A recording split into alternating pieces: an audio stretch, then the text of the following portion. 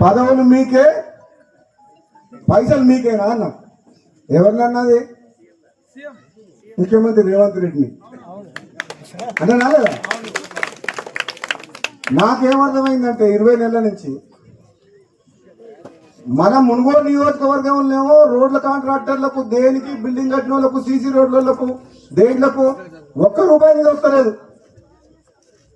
నేను మంత్రి దగ్గర పోయి అడిగినా రాలే,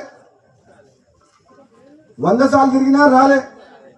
కాంట్రాక్టర్లు ఏమో ఒలిగొండ చౌటుపల్లి రోడ్డు చేస్తే ఆయన కాంట్రాక్టర్ టెండరా, అగ్రిమెంటా, ఎన్ని రోజులు అయింది? మొన్న సంవత్సరం కూడా రాలే. ఒలిగొండ చౌటుపల్లి రోడ్డు పని చేయమంటే బిల్లు ఇప్పి అంటుంది. బిల్లు ఏమో నా చేతులు లేదు. అది ఎవరిస్తే వస్తుంది? ముఖ్యమంత్రి ఇవ్వాలి.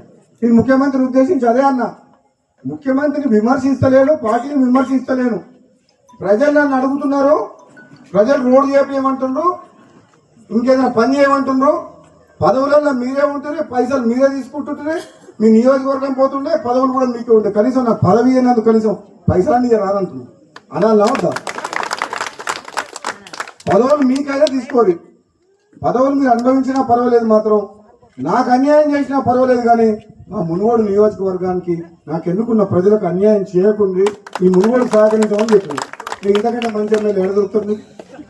దొరుకుతాడు నాకైనా మంచోడు? చెప్పరు. మీకోసము నాకు అన్యాయం అయినా పర్వాలేదు అంటున్నా, కానీ ఈ మునుగోడు నియోజకవర్గ ప్రజలకు ఈ అభివృద్ధికి ఆటంకం కలిగించకుండా నిధులు ఇవ్వమని అడుగుతున్నా. మీరు ఇంత మంచిగా ఓడతారమ్మా. అందుకని అంటున్నా, తప్పకుండా రాబోయే స్థానిక సంస్థల్లో మంచోళ్ళని ఎన్నుకోరి. ఎందుకంటే మంచోళ్ళని ఎన్నుకుంటే కొంచెం నేను కొట్లాడుతున్నా ఏమని ఉంటారని.